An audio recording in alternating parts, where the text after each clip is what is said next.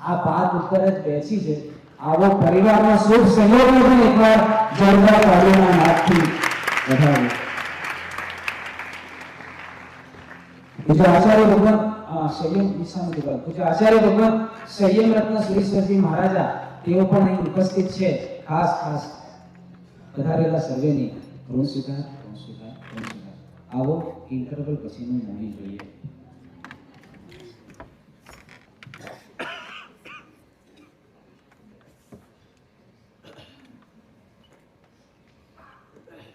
અવિધિ આશાત્મા મિચ્છામિ.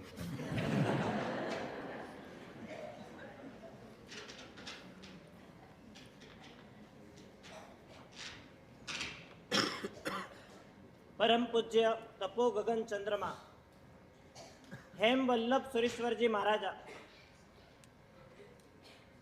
જ્યારે અહીંથી છેલ્લે વિહાર કરતા હતા ત્યારે એમને એક વસવસો હતો. એ કયો વસવસો હશે?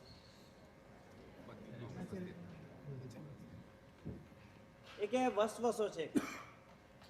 આમ સામાન્યથી એક વસવસો હોય કે આચાર્ય પદવીનો ઉત્સવ છે અને અમે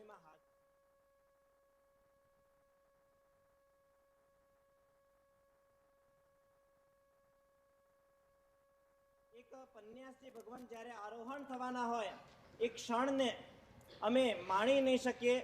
આવા વસવસા સામાન્યથી હોય છે, પણ હેમ વલ્લભ સુરીમાદની આંખમાં જળહળિયા સાથે એ વખતે છેલ્લે એ તપો ગગન ચંદ્રમાં યોગી પુરુષના ઉદ્ગાર હતા કે ટેકનિકલ રીતે હું વડીલ છું અને ભાવાચાર્યને વંદન કરવાનો અવસર આ જ હતો અને એક ક્ષણ મને ચૂકાઈ રહી છે.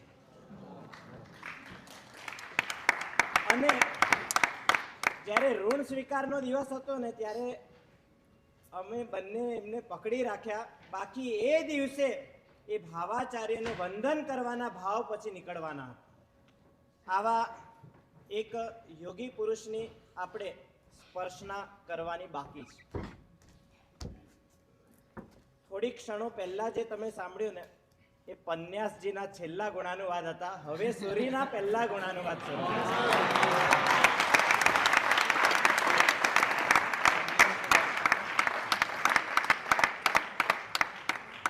અને અમે આ વખતે આપણો છેલ્લો દિવસ કયો દિવસ હોય છે? પહેલો દિવસ. નૂતન સૂરી ભગવંતના 7 સુપરસ્ટાર. એમાં નંબર 1 આત્માર્પણમાં રહેનાર, નંબર 2 અંતર્મુક્તામાં રહેનાર, નંબર 3 અરહમમાં રહેનાર, નંબર 4 આત્મીયતામાં રહેનાર. એટલી આત્મીયતા, વાત ચાલતી હતી કે વર્ધમાન વિદ્યાપીઠ જ્યારે મારી ઘણી પદવી હતી ત્યારે વર્ધમાન વિદ્યાપીઠમાં હવે જે આકારથી પેલે પાર હોય એ આત્મીયતા રૂપે એટલા સુધી પહોંચી શકે કે એની સાઇઝ કેટલી લેવી, એનો આકાર કેવો લેવો, એની ડિઝાઇન કઈ લેવી, એ યંત્ર કયા રંગથી દોરવું, એમાં કયો કલર પૂરવો, અને ત્યાં સુધી કે પેન્ટરને પોતાની પાસે બેસાડીને આમ નહીં આમ જે નિરાકારમાં છે એ આત્મીયતાથી આકારનો પણ મહિમા કરી શકે અને આકારનો મહિમા કરવા દરમિયાન પણ જે નિરાકાર રહી શકે એવા યોગી પુરુષ આપણી પાસે છે.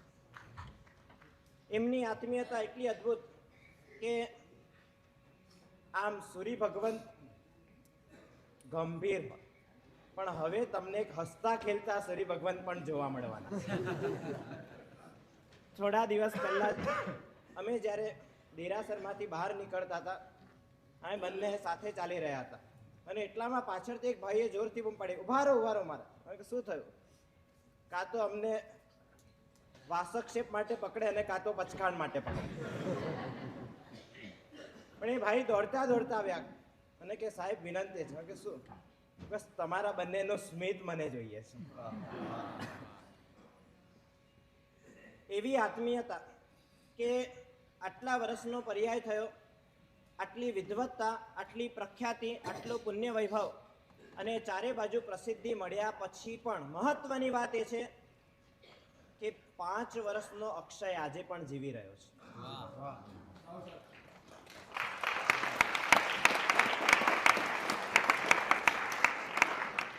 જો એ 5 વર્ષનો અક્ષય સંસારમાં હોત તો ક્ષણિકને વર્યો હોત. એ 5 વર્ષનો અક્ષય આજે પણ જીવે છે, કારણ કે અક્ષયને વરી ગયો છે. આવી આત્મીયતા કે ક્યારે અહંકાર વચ્ચે આવે નહીં, ક્યારે માન વચ્ચે આવે નહીં, ક્યારે હું મોટો એ વાત તો વચ્ચે આવે જ નહીં. આમ ગઈકાલે જ ગુરુદેવશ્રીએ રાતના દરેક શ્રમણ ભગવંતોને આંતરિક ભાવોની અભિવ્યક્તિ માટેની ભાવના હતી, અને માટે તમે તો રાત્રિ જગો કર્યો કે નહીં, અમે કરી લીધું. એક વચનથી અજવાળું રાત્રે થયું હતું, અને એની અંદર દરેક મહાત્માએ અલગ અલગ વાતો કરી. એમાં ગુરુદેવે ખાસ એક મહત્વની વાત કરી હતી કે આમનો પર્યાય અને મારો પર્યાય, ખાલી અમારા સમુદાયમાં વિચારીએ તો અમારા બંનેની વચ્ચે 125 શ્રમણ ભગવંતો છે. કારણ કે 7 વર્ષનો દીક્ષા પર્યાયનો ગેપ છે. પણ ગુરુદેવે ગઈકાલે એક સરસ મજાની વાત કહી હતી કે 7 વર્ષનો દીક્ષા પર્યાયનો ગેપ હોય છતાં એમ જ લાગે કે એક જ સ્ટેજ ઉપર બંનેની દીક્ષા થઈ હશે. એટલી બધી સરળતા, એટલી બધી નિખાલસતા, એટલી બધી રુજુતા, એટલી બધી બાળકતા આ નિરાકારે પહોંચ્યા પછી પણ જીવતા બાળકનો પ્રભાવ છે. તો આવા પ્રભાવમાં આત્મીયતામાં રહેનારા યોગી પુરુષ. નંબર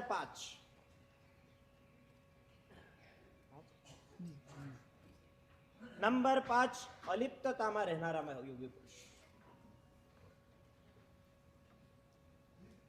એમની સામે શ્રીમંતો હોય, એમની સામે બુદ્ધિશાળી હોય, એમની સામે ઇન્ટેલેક્ચ્યુઅલ વર્ગ હોય, એમની સામે યુવાનો હોય, યુવતીઓ હોય, માર્ગદર્શન લેવા માટે થનગનતા હોય, માત્ર એમના દર્શન માટે ઝંખતા હોય, પણ છતાં એમની સામે બધા હોય, પણ બધાની સામે ક્યારે ન હોય. એ કાયમ પોતાના ભીતરમાં ડૂબેલા હોય અને કાયમ એ પ્રવાહથી અલિપ્ત હોય, પુણ્યથી પણ અલિપ્ત હોય, પ્રસિદ્ધિ પણ અલિપ્ત હોય, પ્રખ્યાતિથી પણ અલિપ્ત હોય. પોતે ધાર અને કુશલ, ચતુર, આવડત ભર્યું અને પરમાત્માની વાણીને પ્રતિષ્ઠિત કરવા માટે એક જ્ઞાન યોગાચાર્ય તરીકે પ્રતિષ્ઠિત હોય અને આવા અદ્ભુત પ્રવચનકાર, પ્રવક્તા હોય, છતાં એવા પ્રવચનથી પણ અલિપ્ત હોય. એવી અલિપ્તતાનો વૈભવ એમના જીવનમાં ક્ષણે ક્ષણ જોવા મળે છે. કારણ કે પ્રવચન આપતા હોય ત્યારે એમ લાગે કે પાઠ ગજાવી રહ્યા છે. આમ ગજાવો શબ્દ વામણો પડે છે, પાઠ તોડી રહ્યા છે. પણ જ્યારે પ્રવચન પૂરું થાય ને ત્યારે જાણે પાટી પર લખતા બાળક હોય ને એવા બની જાય. પોતે એટલા અલિપ્ત કે આ ચોમાસામાં એક ભાવક એટલો બધો એમનાથી પ્રભાવિત હતો, એટલો બધો એમના માધ્યમે પોતાના ભીતરમાં પરિવર્તન પામેલ હતા, અને એના કારણે એટલું બધું સમર્પણ કે જ્યારે 50 દિવસનું ચોમાસું પૂરું થયું અને છેલ્લે ગુરુ પૂજનની ક્ષણો હતી, અને એ વખતે પોતાની હીરા, રત્ન અને સુવર્ણ જડિત વીંટી, 14 લાખની વીંટી એમના ચરણે ગુરુ પૂજનમાં મૂકી દીધી. અને એ વખતે પણ આ ગુરુ ભગવંત વીંટીમાં નહોતા, વિતરાગ સ્વભાવ. જ્યારે આચાર્ય પદની ઘોષણા થઈ, કોને કરી હતી? ગચ્છાધિપતિશ્રી તરફના એ આપણા માટેના આનંદના સમાચારનું પત્ર. અને એમના માટે તો એક અલિપ્તના સ્તરે રહીને જાણે કે માહિતી સાંભળતા હોય એ સ્થિતિ. અને એ વખતે ગચ્છાધિપતિશ્રીનો પત્ર શ્રાદ્ધવર્ય કુમારપાલભાઈ વી શાહ, જે અહીં પધાર્યા છે, એ વાંચી રહ્યા હતા. આજે તમે જે નંદી સાંભળી, કેટલો સમય ચાલી હતી?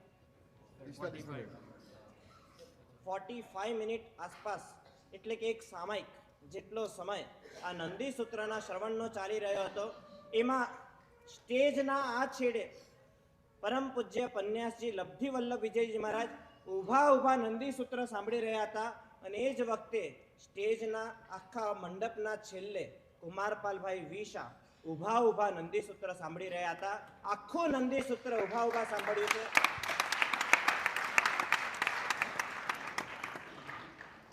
અને એવા એક ભક્ત શ્રાદ્ધવર્ય, અહોભાવની ભૂમિ પર રહેલા શ્રાદ્ધવર્ય, બસ પહેલું સૂત્ર શરૂ થયું અને એમને વિચાર્યું હવે વચ્ચે નથી આવવું, બસ હવે આ ક્ષણોને માણીએ.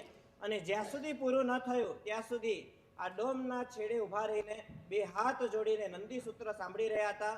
એક બાજુ આ બાજુ ભગવાન ને આ બાજુ ભક્ત, આ બાજુ એક યોગી પુરુષ અને આ બાજુ યોગી પુરુષની ઝીલાતી છબી, જેમના ભીતરમાં અંકિત થઈ હોય એવું એક પવિત્ર હૃદય. અને આવા પવિત્ર હૃદયથી જ્યારે ઘોષણા થઈ રહી હતી, ગચ્છાધિપતિશ્રીના સમાચાર નિવેદન થઈ રહ્યા હતા, અને ત્યારે કુમારપાલભાઈ પોતે નાચી ઉઠ્યા હતા. એ વખતે બોલ્યા હતા, નહીં મળે, નહીં મળે, નહીં મળે રે ગુરુ આવા જગતમાં. એ ક્ષણો કેટલી અદ્ભુત હતી. ચારે બાજુ રોમાંચ, ચારે બાજુ આનંદ, ચારે બાજુ લોકોના આંખોમાંથી અશ્રુધારાના માધ્યમે લોકો જાણે સૂર્યરાજને પોખી રહ્યા હતા. અને એ વખતે પણ તમે ન ચૂક્યા હોય તો એક દ્રશ્ય જોયું હશે. એ વખતે પણ આ ન સમાચારમાં હતા, ન દ્રશ્યમાં હતા, ન આચાર્ય પદવીને જાહેરાતથી થયેલા પ્રભાવમાં હતા. એ વખતે પણ જ્ઞાન સ્વભાવને લખવામાં હતા. આવા સૂર્યરાજ ખરેખર કેટલા અલિપ્ત છે. એમને જ્યારે બધા આચાર્ય ભગવંતોને આશીર્વાદ માટે પત્ર લખ્યો હતો, અને પત્રની અંદર ધારો કે તમારા ઉપધાન તપની માળા હોય અથવા માસક શમન કર્યું હોય અને એનું ઇન્વિટેશન પત્ર તમે મોકલતા હો, તો એની અંદર શું લખો કે મેં માસક શમન કર્યું છે, એ બધું આપણે લખતા. પણ આમને જ્યારે આશીર્વાદની યાચના કરી, એમાં લખેલો શબ્દ અમારા. અમારા એટલે અ અને મારા બંને વચ્ચે ડેશ હતો.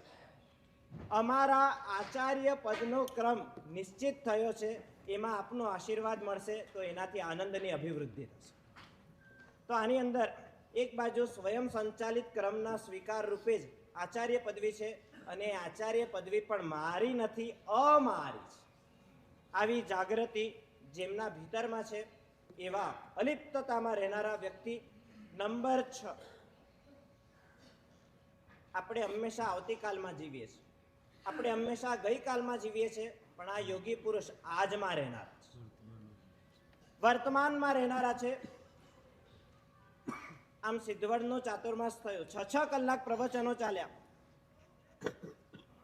તમે શું માનો છો કેટલા વર્ષની તૈયારી હશે?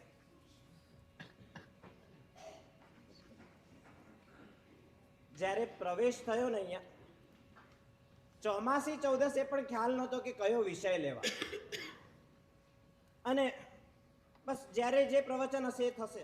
એ રીતના આજમાં રહેનાર, જ્યારે ચોમાસું ચાલતું હતું ત્યારે ચોમાસાનું પ્રવચન, અને એમાં પણ જે દિવસે જે પ્રવચન એ દિવસે, જે સમયે પ્રવચનો એ સમયે જે, શિબિર વખતે શિબિરનો, ઉપધાન વખતે ઉપધાનનો, પૂર્વે તૈયારી, અગાઉથી તૈયારી, એવી કોઈ વાત નહીં. કાયમ પોતે ભૂતકાળમાં પણ નહીં, ભવિષ્યકાળમાં પણ નહીં, કારણ કે જે અરિહંતમાં હોય એ આજમાં જ,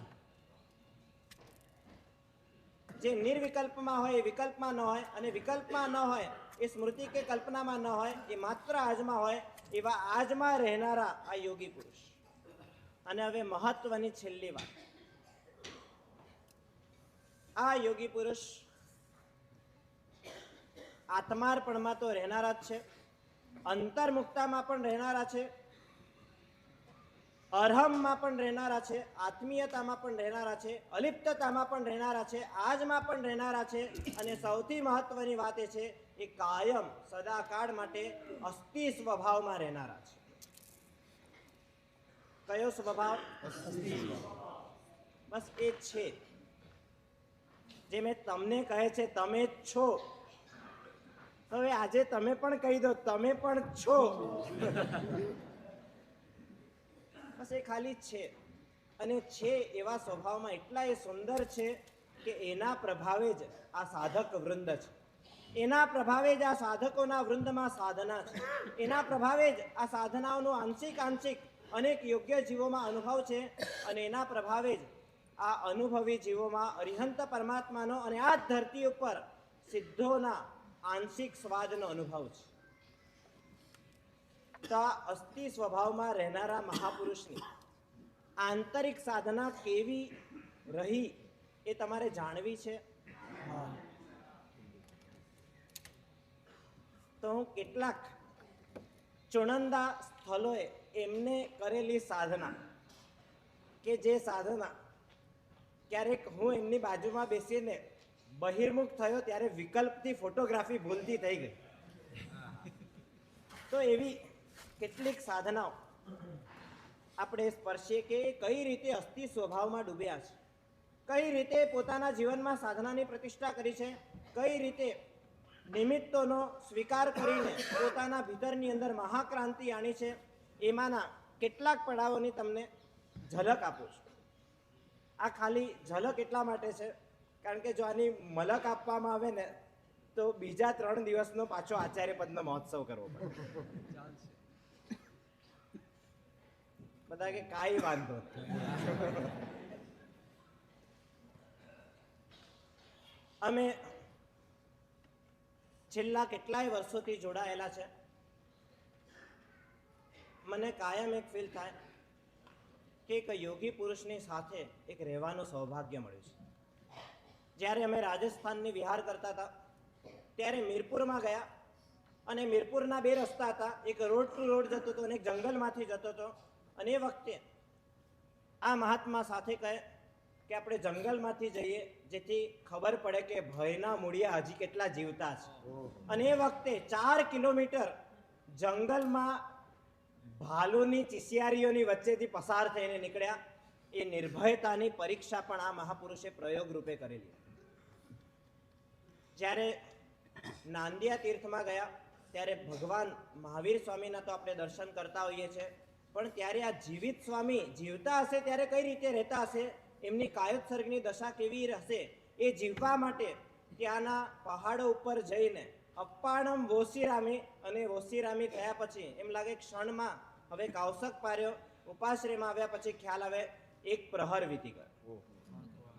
3 કલાક જીવિત સ્વામીના જીવનને સ્પર્શવા માટે એ નાંદિયાના પહાડોમાં જઈને કાવસકની સાધના કરી છે.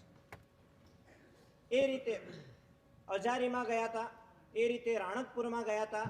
અને ત્યાં રાણકપુરમાં જ્યારે અમે ચૌમુખજી ઉપર ચૌમુખજી અને એના ઉપરના ચૌમુખજી એટલે ચોથા ચૌમુખજી, જ્યાં આગળ સંન્યાસજી ભદ્રંકર વિજયજી મહારાજે 4 મહિના સાધના કરી છે, અધ્યાત્મ યોગી કલાપૂર્ણ સુરેશ્વરજી મહારાજે 4 મહિના સાધના કરી છે, એવા ચૌમુખજીમાં બસ એ મહાપુરુષો કઈ રીતે જીવ્યા હશે, પરમાત્માના પ્રેમમાં કેવી રીતે ડૂબ્યા હશે, પરમાત્માની નિર્વિકલ્પ દશામાં કઈ રીતના સરકી ગયા હશે, એ ભાવધારામાં જવા માટે બસ એક બાજુ અમે અને એ રીતના બેસવાનું થયું. અને બસ એક પન્યાસજી મહારાજે કીધું એક ઘોષ સાથે આપણે યાત્રાની શરૂઆત કરીએ. અને એ વખતે વિનિવૃત્ત પરાશાનામ મોક્ષો અત્રૈવ મહાત્મા નામ એ પદને 10 મિનિટ સુધી ગુંજતા રહ્યા. ગુંજન પણ શમી ગયું, શબ્દ પણ શમી ગયો, મંત્ર પણ શમી ગયો, વિકલ્પો પણ શમી ગયા અને એટલા બધા ઠરી ગયા. આ મહાપુરુષ જાણે યોગી પુરુષને જીવતા હોય એ ભાવધારામાં એ રીતે જીવ્યા કે સવારે 6 વાગે ત્યાં ગયા હતા, ઉપાશ્રયમાં આવ્યા ત્યારે ખ્યાલ આવ્યો કે 12 વાગ્યાની ગોચરી આવી ગઈ છે. કારણ કે આમને દરેક સ્થાનોને સાધના સ્થળી બનાવી છે, દરેક સ્થાનોને સાધના જીવવા માટેની ઉર્જા બનાવી છે. ઉર્જાને એમને ઝીલી પણ છે અને એ રીતે ઝીલી છે કે ત્યાંના સ્થાનોમાં ઉર્જા ઉમેરી પણ છે. વચ્ચે એમનો વારંવાર મંત્ર થાય છે પણ આજે અમારે એમને વારંવાર કહેવાનું છે, આ જેની વાત થઈ રહી છે ને એ આ નથી. કારણ કે આ ક્ષણોને આપણે થોડા દિવસ પહેલા માણી છે. જ્યારે અમે અંજનેરીથી નીકળ્યા હતા, જ્યાં પાસક વિહાર મેડિટેશન બની રહ્યું છે, હવે ત્યાં અંજનેરીનો રસ્તો થોડો ટફ છે. કારણ કે જેવું તમે પાલીતાણા ચડી જાઓ એવી સુઘડતા ત્યાં નથી. જે રીતના તમે ગિરનારની યાત્રા કરી તો એ રીતના શિસ્તબદ્ધ પગથિયાઓ ત્યાં ગોઠવાયેલા નથી. ઠેબા ખાતા ચડવું પડે. હવે પગથિયાનો આવો રસ્તો હતો તે વિચાર્યું, આટલા બધા ઠેબા ખાઈને અમે ઉપર પહોંચ્યા. અને પછી એક દેહભાવની પરીક્ષા કે કેટલો દેહભાવ છે એ માટેની પરીક્ષા કરવા માટે પન્યાસજી મહારાજ આગળ હતા અને વિચાર્યું કે આમાં જો આવી પરીક્ષા થઈ તો હવે આપણે નીચે ઉતરવાનું છે. તો એક કામ કરીએ કે આ રસ્તે નીચે નથી ઉતરવું, પણ ખાઈના રસ્તે નીચે ઉતરવું છે. અને એ વખતે જે રસ્તેથી ઝરણો ઉતરે એ રસ્તેથી ઉતરવાનો થયો. અને એ પણ આખી એક આંતરિક પરીક્ષા માટેનો પ્રયોગ હતો. અને એ પ્રયોગમાં પણ આગળ એ ચાલતા હતા, હું તો પગલે પગલે ચાલતો હતો. અને એ વખતે એમ લાગ્યું કે એક યોગીના પગલે રહેવાનો મને સદભાગ્ય મળ્યું છે. જ્યારે ત્યાંથી અમે સપ્તશૃંગી પહાડ, સાપુતારાની પહેલા છે, ચારે બાજુ 7 શિખરવાળો પહાડ અને એની વચ્ચે એક નાનકડું ગામ હતું. બસ આમ એના પણ પહેલા આભોણાની પહેલા રાત રોકાયા હતા. આભોણા બીજા દિવસે જવાનું હતું, એના પછી અધગઢ અને સાપુતારા જવાનું હતું. પણ એ સપ્તશૃંગી પહાડની વચ્ચે એક રડિયામણું ગામ હતું અને ત્યાં રાત રોકાયા હતા. બસ સૂર્યાસ્ત થયો અને પછી ધીરે ધીરે અંધકાર થવા લાગ્યો. આખા ગામમાં એક પણ લાઈટ એ વખતે નહોતી. અને એ વખતે બસ છાપરાની નીચે સાંજે બસ અમે બેઠેલા હતા. અને એ વખતે પન્યાસજી લબ્ધેલવાદ, બસ એ પહાડ, એ આકાશ, એ ટમટમતા તારલાઓ, એ વહેતા વાદળાઓ અને આ પ્રકૃતિમાં જે સ્વયં સંચાલિતતા હતી, બસ એમને નિરખી રહ્યા હતા. અને સ્વયં સંચાલિત વિશ્વના ઈશારાને સ્વયં સંચાલિત વિશ્વ સાથે જોડી રહ્યા હતા. અને આ સ્વયં સંચાલિત વિશ્વના માધ્યમે સાક્ષી થઈ રહ્યા હતા. અને આ ઘટના જ્યારે બની રહી હતી ત્યારે મને એમ લાગ્યું કે શાસ્ત્રોમાં લખાયેલી વાત સૃષ્ટિમાં નિરખાઈ રહી છે અને સૃષ્ટિમાં નિરખાતી વાત પોતાની દ્રષ્ટિના પરિવર્તનમાં પસરી રહી છે. અને એ સ્થિતિમાં જાણે આકાશ અને આત્મ સ્વરૂપ આની સરખામણી દ્વારા એ વખતે વિહારનો થાક હતો, પણ થાક એટલો ઉતરી ગયો. એમની સાથે બેસતા બેસતા રાતનો પહેલો પ્રહર પણ વીતી ગયો અને બીજો પ્રહર પણ વીતી ગયો. અને પછી અમારા બાવસી મહારાજ જ્યારે પણ ત્યારે ભૂલથી પણ જો જાગી જાય તો દંડાસન લઈને આવી જાય. અને ત્યારબાદ સાપુતારા બાદ અમે સાકર પાતાલ ગયા હતા. હવે આમ સામાન્યથી વિહારમાં ઉપાશ્રયમાં જઈને એટલા થાકેલા હોય કે લમલેટ થવાનું થાય, પણ ઉબ્ધી ઉપાશ્રયમાં મૂકી નથી, પણ બાજુમાં જ એક ખડખડ ઝરણું વહેતું હતું. અને વહેતા ઝરણાની પાસે કિનારે એક પથ્થર ઉપર, શિલા ઉપર બસ બેસવાનું થયું. અને ઝરણું જે રીતે વહી રહ્યું છે એ રીતના જીવનના દરેક પડાવો પસાર થઈ રહ્યા હોય અને એકે એક વાત પ્રયોગમાં એ રીતે ઝીલાતી હતી જાણે સૃષ્ટિના સંકેત સમાવસરણમાં જાણે પરમાત્મા દેશના આપતા હોય એ રીતના ઝીલાતા હોય અને એ રીતના જીવન ઘડાતું હોય. આખી સૃષ્ટિ ઘડતરમાં કઈ રીતે ઉપયોગી બની શકે એ માટે સૃષ્ટિના દરેક પાસાને એમને સદગુરુ દીક્ષા આપી છે. સદગુરુ તો આશ્રિતને દીક્ષા આપે, પણ આમને સૃષ્ટિના દરેક પાસાને સદગુરુ દીક્ષા આપી. અમે એકવાર વિહાર કરતા વાલવોડ ગયા હતા અને જોગાનો જોગ સાંજનો વિહાર હતો. એ નદી કિનારે હતો. લોકોએ કહ્યું કે કંઈ વાંધો નહીં આવે, તમે જાઓ, કારણ કે એ પણ કદાચ શિબિરમાં આવેલા જ હશે.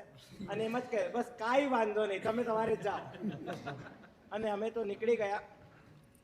લગભગ 7-8 કિલોમીટર જંગલમાં પહોંચ્યા હતા. અને બસ હવે છેલ્લું 1-1.5 કિલોમીટર દૂર વાલવોડનું જિનાલય દેખાય અને હવે 1.5 કિલોમીટર બાકી હતું અને આખો જંગલનો રસ્તો. અને પછી ખ્યાલ આવ્યો કે હવેનું 1.5 કિલોમીટર તો બાઢ આવવાના કારણે આખું કાદવથી ભરાઈ ગઈ. અને એ રસ્તો એટલો બધો ગંભીર હતો કે ખાલી તમે પગ મૂકો ને એ કિચડ છે ઘૂંટણ સુધી આવી જાય એ હદે પગ ભરાઈ જાય. હવે આમ વિચાર્યું કે રિટર્ન કેવી રીતના જવું, કારણ કે અહીંયા સિદ્ધવડમાં તો હજી વોર્ડ છે, ત્યાં તો કોઈ વોર્ડ પણ નથી અને બધા ગર્જનાઓ ચાલુ હતી. અને એ વખતે બસ જે છે એનો સ્વીકાર. અને એ ધારામાં 1.5 કિલોમીટર પગલું ભરતા ભરતા એ રીતે ચાલ્યા કે બસ જે છે એનો સ્વીકાર અને પરમાત્મા ઉપર ભરોસો, પરમાત્મા ઉપર આસ્થા. જીવનના જે પડાવો, જે ક્રમમાં, જે નિયતિના ભાગમાં લખાયેલા હોય એની સ્વીકારની સહજ ધારામાં રહીને 1.5 કિલોમીટર એ આગળ, અમે પાછળ એ રીતના એક સાથે લગભગ 13 મહાત્માઓ ચાલી રહ્યા હતા. અને જ્યારે પહોંચ્યા ને ત્યારે ત્યાંનો જે મેનેજર હતો એ કે તમે કેવી રીતના આવ્યા અહીંયા, કે ગઈકાલે તો આ દલદલ એટલો ખતરનાક હતો કે એ દલદલ 25 ફૂટ ઊંડો છે અને ગઈકાલે જ એક માણસ એ દલદલની અંદર ડૂબીને મરી ગયો હતો. અને એમાં તમે કેવી રીતના આવ્યા? પણ પરમાત્માના ભરોસાને એ વખતે આત્મસાત કરવાની ક્ષણો મળી હતી જ્યારે અમે વાલવોડથી વિહાર કરીને ગયા. ગિરિરાજમાં એકવાર આવ્યા શત્રુંજય. તેમ વિચાર્યું કે જીવનમાં કેડી ભલે ઘણી હોય, કેન્દ્ર એક જ હોવું જોઈએ અને એને પણ છે ને પ્રયોગ દ્વારા જીવી. તો શત્રુંજય સુધી પહોંચવાના રસ્તા કેટલા છે? શત્રુંજયમાં દાદા સુધી પહોંચવાના રસ્તા કેટલા છે? બધા બોલશો. નંબર 1 પાલીતાણાથી, નંબર 2 રોહિશાળાથી, નંબર 3 ગેટી પાકથી, પછી ભાડવા ડુંગર એટલે 6 ગાઉ વાળી યાત્રા. એ સિવાય અમે 3 વર્ષ પહેલા આવ્યા હતા ત્યારે વિચાર્યું કે કોઈ પણ રસ્તે ચડવાનું પણ પહોંચવાનું દાદાના ત્યાં. અને એમાં એકવાર જીવાપરાથી ચડ્યા, એકવાર ગંધોળથી ચડ્યા, એકવાર સાતબારાથી ચડ્યા અને એ રીતના અલગ અલગ 9 રસ્તે. કેડી બદલાય પણ કેન્દ્ર ન બદલાય. બસ આ સાધના માટે અલગ અલગ રસ્તે, અલગ અલગ પગથિયે. પછી એ રાજમાર્ગ હોય કે કેડી હોય, પણ એટલું નિશ્ચિત હોય કે પહોંચવાનું ક્યાં? દાદાના ત્યાં. આ જ ચંદન તલાવડી જે બહારથી તો ઠંડક આપે જ છે, પણ એ કઈ રીતના ભીતરના ઠેરાવમાં લઈ જઈ શકે એ અનંત સિદ્ધોએ જીવેલી સાધના પણ એ ક્ષણોમાં જીવી હતી. અમે ગોગલા ગયા હતા. હવે ગોગલાનો જે સમંદર, એની લહેરો, હવે એ વખતે જ્યારે આમની પાસે બેઠા હતા ને ત્યારે ખરેખર એમ લાગ્યો કે અમૃતવેલમાં લખેલી વાતનો સ્વાધ્યાય ચાલશે. કર્મથી કલ્પના ઉપજે, પવનથી જીવ જલથી વેલર. આદરીમાં જ્યારે ગયા હતા ત્યારે એક એવી સ્થિતિમાં બેઠા હતા કે મોજાઓ ઉછળે, અથડાય અને એ રીતના મોજાઓ પાછા ખંખેરે અને ત્યાં આગળ બસ શિલા ઉપર બેઠા હો અને કઈ રીતના બધું ચાલી રહ્યું છે એને જોઈ શકીએ આવી સ્થિત પ્રજ્ઞતાની એમને સાધના કરી હતી. જ્યારે પહેલી મૌન શિબિર ચતુર્વિધ સંઘની હતી ગિરનાર મહાતીર્થમાં. હવે એ વખતે કોઈ તૈયારી નહોતી, પણ વિચાર્યું કે શું કરીએ. તો ત્યારે સહસાવનમાં 3 દિવસ રોકાયા હતા અને બસ સહસાવનના જંગલમાં અને વનરાજીમાં બસ જઈને બેસી જવાનું થયું. અને એ વખતે લબ્ધી વલ્લભ મહારાજે કહ્યું હતું કે આપણે તૈયારી નથી કરવી, પણ તૈયારી કરવી ન પડે ને એ સ્થિતિના અનુભવમાં જતા રહી અને પછી આપણે તો માધ્યમ હોઈશું, આપણા માધ્યમે બોલશે પરમાત્મા. અને ત્યારે સહસાવનની ભૂમિ કે જેમાં દિવસે વનરાજી વચ્ચે હોઈએ અને રાત પડે ત્યારે અમે બસ જે થયેલી ક્ષણો છે બસ એને એકબીજાને વાગોળતા હોઈએ અને વાગોળતા પ્રતિક્રમણ પછી બેઠા હતા અને પછી સીધું બીજું પ્રતિક્રમણ કરવાનો અવસર આવી ગયો. આખી રાત વિતરાગની વાત. અને ખરેખર આ અસ્થિ સ્વભાવમાં રહેનારા મહાપુરુષની વાતો એટલી છે, પણ આપણી પાસે સમય ઓછો છે. પણ એક શોર્ટમાં કહું ને તો મને મારા જીવનમાં એટલો આનંદ છે કે પરમાત્મા મહાવીર સ્વામી સાધના કાળમાં 12.5 વર્ષ રહ્યા હતા, પણ એમની સાથે જીવવાનું સૌભાગ્ય મને મળ્યું કે નહીં મળ્યું, પણ ભવિષ્યમાં જે મહાવીર સ્વામી બનવાના છે એમના સાધના કાળમાં રહેવાનું સૌભાગ્ય મળ્યું.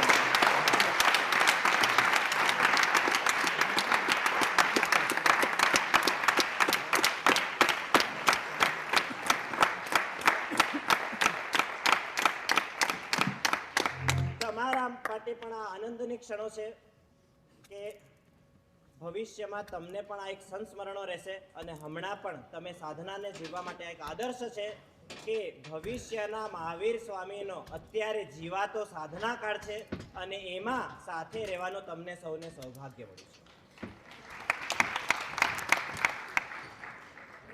આ મેં જે કહ્યું છે એમાં મને એમ લાગે છે કે સત્યને પરિપૂર્ણ રૂપે પ્રસ્તુત કરવા માટે જ્યારે એમ કહેતા હોય કે અનુભવને જણાવવા માટે કેવલ જ્ઞાનીઓ કહે છે કે અનુભવને જણાવવા માટે અમારી જીભ પણ કામ ન લાગે, તો મારી તો મતિ જ છદમસ્ત છે અને એમાં પણ મારી મર્યાદામાં હું જે કહી શક્યો છું એ પૂર્ણ સત્ય કહી શક્યો નથી, પણ અધૂરું સત્ય પણ અધૂરું જ કહી શક્યો છું. એના વસવસા સાથે વિરામ લઈએ. જેના જ્ઞા વિરુદ્ધ કંઈ પણ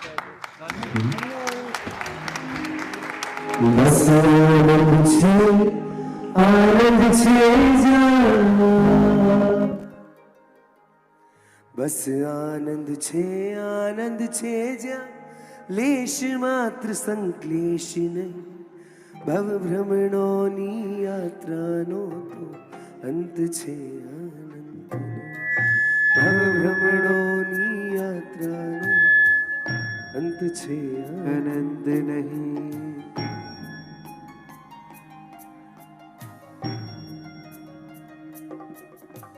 આનંદ છે, આનંદ છે બસ આનંદ છે, આનંદ છે.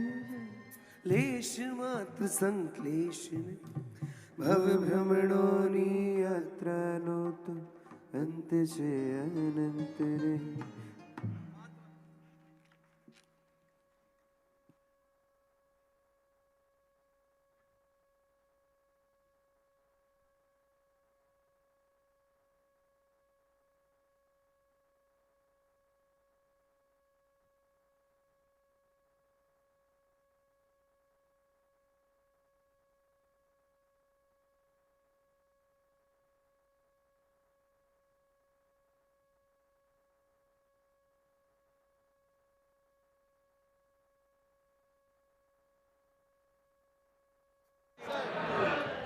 ચાલો તો આજે આપણે ત્રણ મહત્વની વાત હમણાં રહેશે.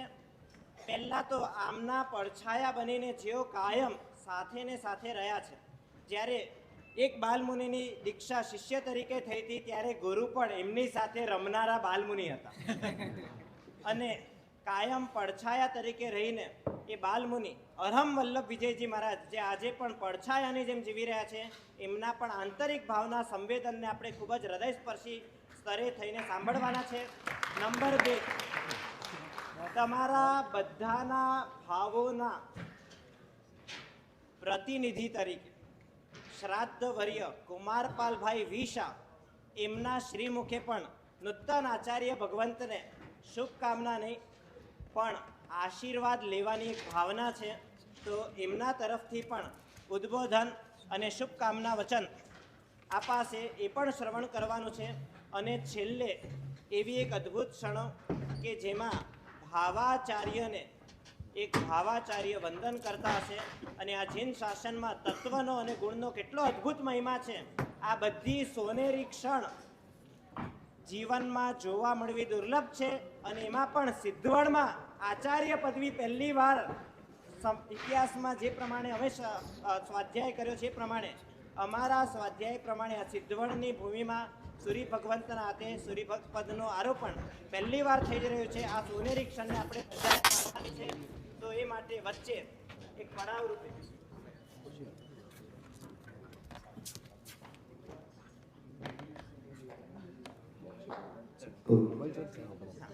આજે બધાની ભાવધારાની અભિવ્યક્તિ રૂપે એક ભાવકે શબ્દ, સુર અને સંગીતનો આચાર્ય ભગવંતના ચરણે સમર્પિત કર્યો છે. એક ક્ષણને એક ક્ષણ માટે આપણે માણીએ અને ભાવાર્દ્ર બનીને પછી ભક્તોના સમર્પણની ક્ષણોને પણ આપણે જોઈશું.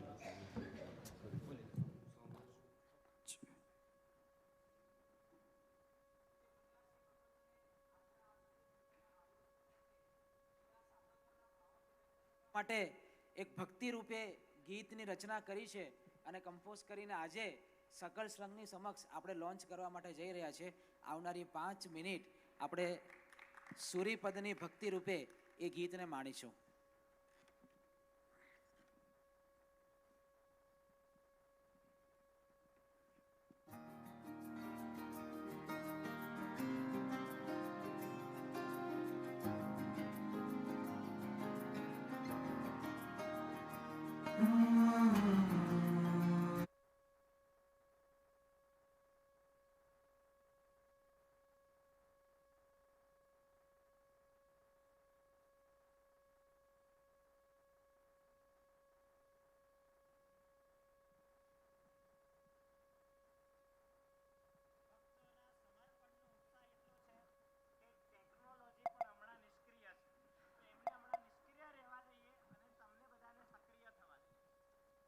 મહા મહોપાધ્યાયજી લખે છે, અથમીએ જીન સૂરજ કેવળ ચંદા જે જગ દીવો રે, ભુવન પદાર્થ પકરણ પટુતે આચા રજ ચિરન જીવો રે.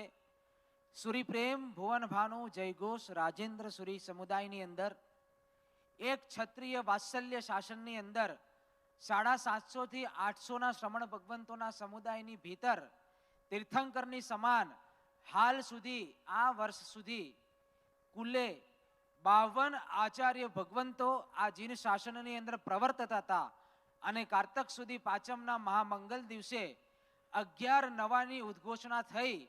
એ સાથે કુલે આ વર્ષે સમુદાયની અંદર 63 આચાર્ય ભગવંતોનો મહામંગલ પ્રભાવક કાળ શરૂ થયો છે અને નવા 11 માંથી સૌથી છેલ્લા એટલે કે 63મા નંબરમાં જ્યાં આંકડો પણ અખંડ આવ્યો છે